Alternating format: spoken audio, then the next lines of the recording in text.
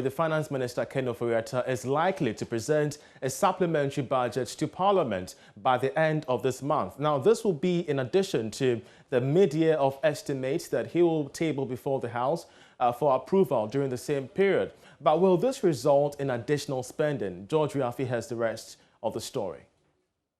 Business understands that the decision to present the supplementary budget is yet to get the approval from the economic management team and cabinet. If the minister secures the necessary blessings, which should happen this week, then he will indeed go ahead and present it to Parliament, possibly in the last week of this month. But we are learning that the presentation of the supplementary budget will not come with seeking Parliament's approval to spend more for the remaining half of this year, or call it a significant spike in spending.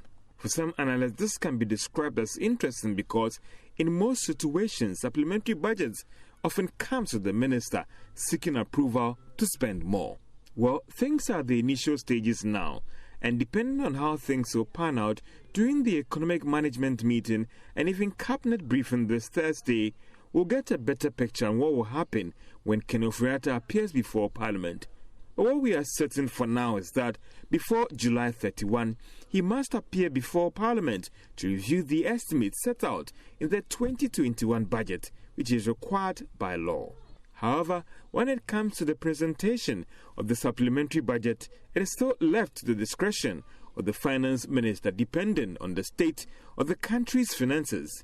Others have maintained that he may want to use this window to introduce some fresh policy measures.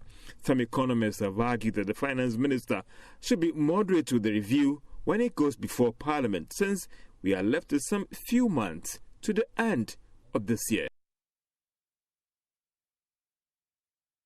Well, let's still stay on this story because Professor Peter Korte is an economist. He joins us live for more on this. We're so grateful, Prof, that you joined us. The minister claims that this will not come with any serious expenditure. Are you convinced by that?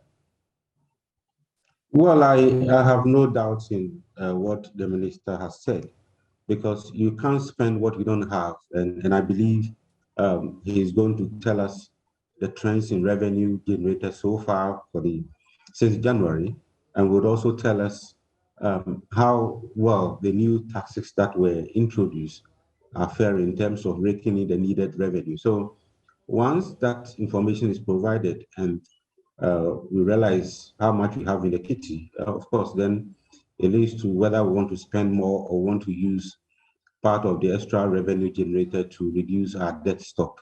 But I have no doubt in what the minister has said.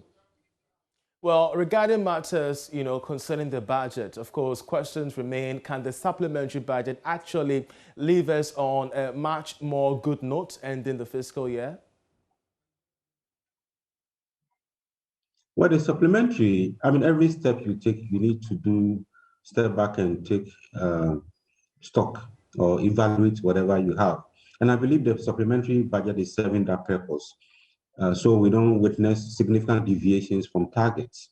If there are new or unexpected revenue that has come in since the budget was read, of course, that has to be made public to Parliament, to the Ghanaian public. If there are new expenditures that are very eminent and have to be incurred, Parliament have to know, the Ghanaian people, the good people of Ghana will have to know. So I think the supplementary budget is not a bad thing. We don't want to deviate too much from our estimates or our targets. And hopefully, by end of the year, we would have some decent numbers to show, given that we correct any mistake or any deviations as early as possible. But, Prof, how do you also respond to concerns that the supplementary budget could increase the debt stock?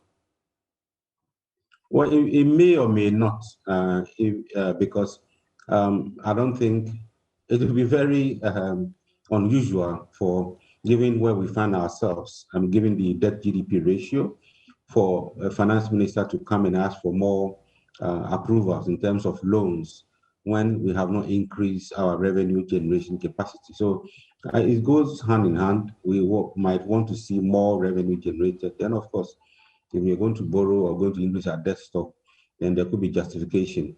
Of course, justification for how much we're going to borrow and what we're going to use it for.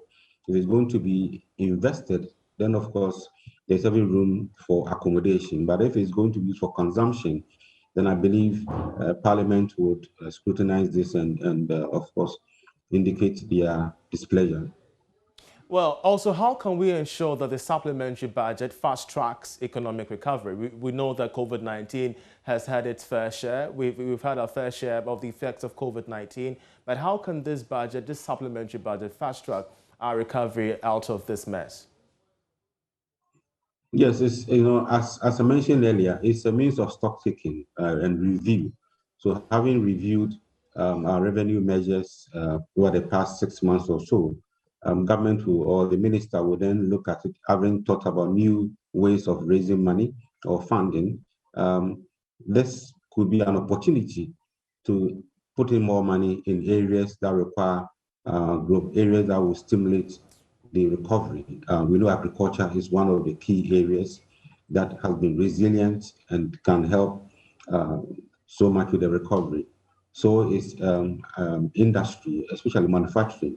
We've seen manufacturing pick up quite significantly. So this supplementary budget should be used to stimulate the economy, given that we're going to find new ways of raising revenue. We're going to find in this budget how the new taxes have fared in terms of bringing us more revenue.